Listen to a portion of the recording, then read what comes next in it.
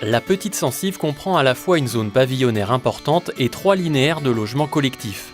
Les pavillons sont anciens et énergivores, ils posent des problèmes de gestion. Par ailleurs, les linéaires de logements en bord de route enclavent le quartier. La Petite Censive nécessite une intervention urbaine pour ouvrir le quartier et une action de diversification du patrimoine. Voici les principales idées ressorties des ateliers de travail La Petite Censive. Elles concrétisent la mise en œuvre des grands principes du plan guide.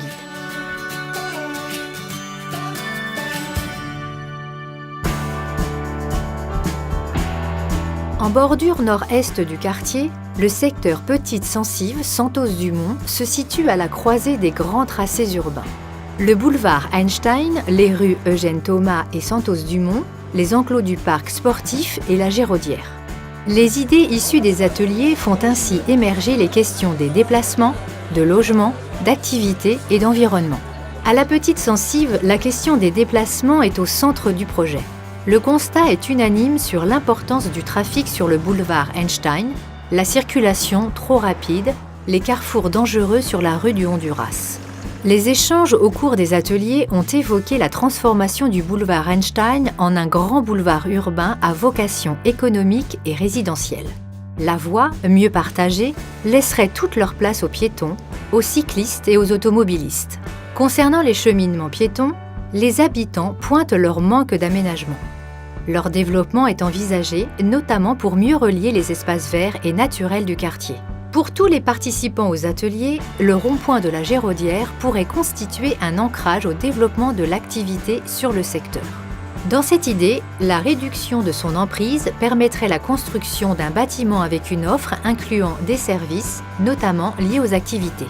Les rues Santos-Dumont, des Renards et du Honduras pourraient être réaménagées avec des plantations. Le jardin du Paraguay serait transformé en un square public agrandi, ouvert et accessible à tous. Le logement a également tenu une place importante dans les échanges. Tous constatent que les logements du quartier sont de bonne qualité mais nécessitent des travaux de rénovation. Cette idée concernait notamment les immeubles collectifs de Paraguay, Honduras et Équateur qui pourraient être réhabilités.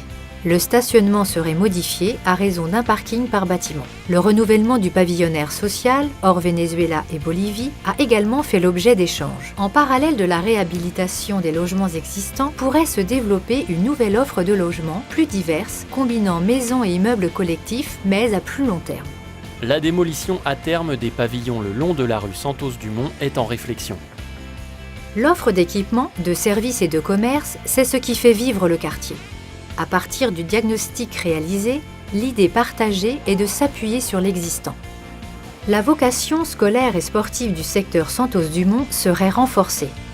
Le centre socio-culturel de la Petite Censive, vétuste et enclavé, pourrait voir son offre mutualisée avec celle du centre de la Boissière et en réseau avec les autres centres de Nantes-Nord.